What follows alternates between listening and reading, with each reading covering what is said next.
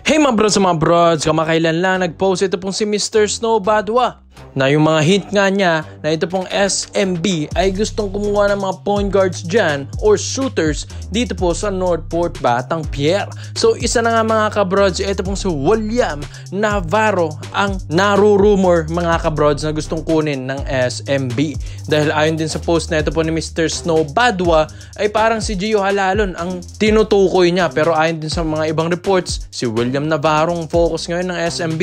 Kung matatandaan nyo, nakalagay na dyan mga kabrods yung dating rumor na ito po ni Mr. Snow Badwa na talagang interesado ang SMB kay William Navarro. Ito po kasi yung 6'7" or 6'6" shooting guard or small forward na ito ay grabe rin naman kasi ang talento na ito mga kabrods. Isa ito sa mga nagbubuhay sa Northport Batang Pier. At kung alam nyo lang, ito pong si William Navarro ang isa sa mga katuwang na ito po ni Arvin Tolentino, di ba kamakailan lang or kahapon mga kabrods tinalo ng Northport Batang Pier ang barangay Ginebra San Miguel. Kaya ngayon sila ang number 1, solong-solo nila yung number 1 mga kabrods sa standing mga kabrods. Kaya isang talo lang kasi si Northport Batang Pier ngayon mga kabrods, 7 wins and 1 loss lang.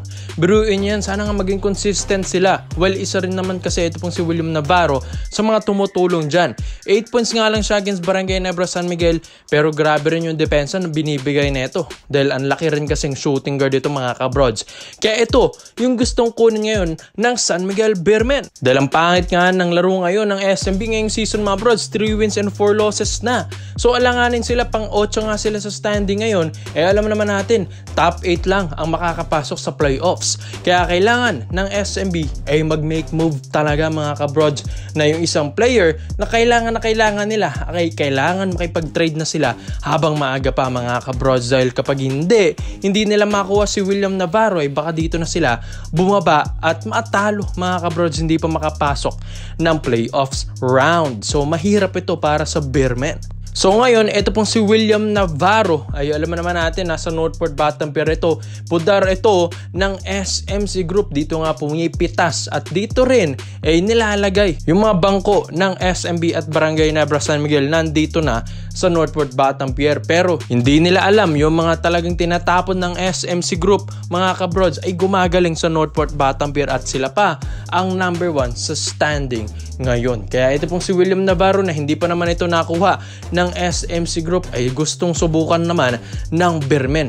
Malay natin mga kabrods, talagang mag-click ito at makakatulong sa SMB bago pa mag-playoffs round. And alam naman natin si Arvin Tolentino ang isa sa mga focus ngayon ng SMC Group, lalong-lalo ng Ginebra na gustong ibalik yung Tolentino. Kaso nga lang, siya yung best player doon, hindi nga nila basta-basta mabibigay si Tolentino. Ngayon naman si William Navarro ang madaling kunin lang mga kabrods. Kaya ito yung winning workout ngayon ng Beermen. Kaya grabe rin, tignan nyo. Ito po mga rumors ni Mr. Snow Badwa, nag-connect na. Maski yung dating rumors niya kay William Navarro ay ito mga kabrods, umuungol na naman. Kaya sa tingin nyo mga brods, ito po bang si William Navarro ay malaking tulong ito sa SMB, knowing na ang mga ginagawa rin naman neto ay maganda yung footwork sa ilalim, maganda rin ng shooting neto mga brods, stroke neto. Hindi nga lang masyadong nagagamit sa Northport Batang Pier dahil ang ganda rin kasi ng mga nilalaro din ng ibang players doon, lalong-lalo na yung mga shooting guards nila like Bulanadi and Munzon. Kaya sa tingin nyo mga brods, William Navarro ay ito na bang sagot sa tanong ng SMB para makapasok sa playoffs round? So dito naman po tayo sa kabilang balita naman natin mga brods. Speaking of Northport Batang Pier ay ito na nga, alam naman natin yung sinabi ni Mr. Snow Badwa sa news na yan na gusto ng point guard ng SMB, pero nung nalaman ito ng Barangay Ginebra San Miguel na medyo alanganin din sa standing ngayon, nakakatalo lang sa Northport Batang Pier, ay gusto nilang kunin ito pong si Cade Flores. Yes mga brods, ang 6'5" shooting guard ng Northport Batang Pier. So well, hindi naman na ito bago sa Barangay Ginebra. Bakit? Dahil dito lang naman din sila kumukuha ng mga star players, diba? Saan ba nanggaling yan? Si Jamie Malonzo. Saan ba nanggaling yan? Sina Stanley Pringle dati. Sina Assistant. Diba nasa Northport Batang Pier lang din naman yan mga brods. Kaya yakang-yaka na sa Ginebra na kumuha ng mga magandang players dito sa Batang Pier. So ang SMB nga, narurumor gustong gumalaw sa Northport. Paano pang Ginebra na suki na ng Northport Battenberg. Kaya ito pong si Cade Flores, ang 6'5" shooting guard or small forward ng Northport Battenberg ay namamata ito ng Ginebra. Sa pagkatalo nga nila sa Northport Battenberg mga brods, ang ganda ng laro, kaso nga lang hindi naman nasusubukang lumamang ng Barangay Nebra San Miguel mga brods. Ang ganda kasi ng laruan ng Northport Battenberg talaga. Kaya dito mga brods, bandang huli tinalo sila. Kaya ito, isa si Cade Flores doon sa mga namamata ni Coach Tim Kong dahil ang ganda nga ng nilalaro nito at hustle sa ilalim mga kabrods, physical kung maglaro. Maski nga si Calvin Abueva naiinis din sa manlalaro na ito dahil tigasin din. Ito pong si Cade Flores.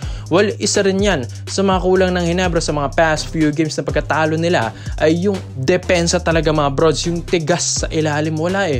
Parang yung Troy Rosario isa lang ito sa mga nagbubuhis-buhay sa ilalim, Scotty and Japet. The rest, yung iba, wala na mga brods, hindi na masyadong natulong. Kaya kailangan nila ng depensa.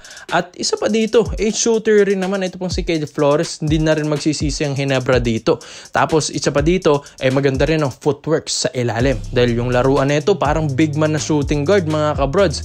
Kaya maganda rin ito sa Ginebra sa mga next games nila dahil baka matulad sila sa SMB na alanganin sa standing ngayon.